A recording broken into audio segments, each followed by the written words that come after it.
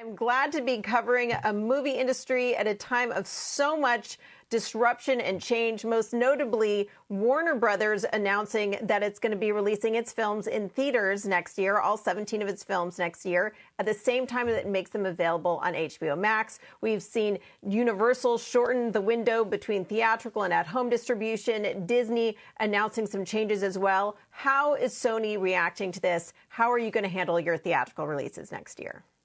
Well, we're not really changing course, and to any great degree, we do think that windows will become much more flexible, and we're thankful for that. We think that's a good thing for the industry, a good thing for our films. In the past, some movies will do better with a shorter window. Some movies will do better with a much longer window between theatrical release and home entertainment release. A couple of examples: a couple of years ago, in our first Venom film. Was released in October. We wanted to get it into the holiday season for home entertainment release, and we did. I've had a much shorter window. Jumanji, the first Jumanji, went forever in theaters, and we backed up the window. So, it depends on the film. But does that mean that you're currently negotiating with the theater chains to shorten the window? And could you ever imagine doing a day-and-date release like Warner Media is doing? I don't think we'll be in the day-and-date release business. No, I think the economic model for very big budget movies, films, require the windows that are in the flow now, and we'll continue with that. And I think every film released will have an individual negotiation with the exhibitors. But look, we think 30-day window is probably the best. It'll allow us to amortize our marketing over the two windows. Theatrical and home entertainment. So we think that's the way to go.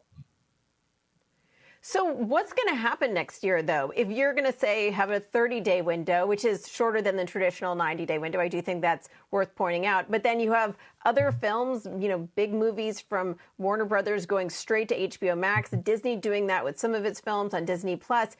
All of that at-home entertainment is huge competition for the movie-going experience. Plus, you have the fact that a lot of people aren't going to want to go to theaters because of COVID. How much are your theatrical releases next year going to suffer from that? We don't think they will suffer. Once theaters are open and have a significant number of their seats available to sell, we think we'll be fine. If you look at this very broadly, Julie, for 18 months, there's going to be a blockbuster movie, not just from us, but from every studio in the theaters. And it's going to be a great, great attraction for consumers. If you look at what's happening in Japan, where the movie that our sister company Aniplex has released, Demon Slayer, it's the #1 movie in the history of Japan.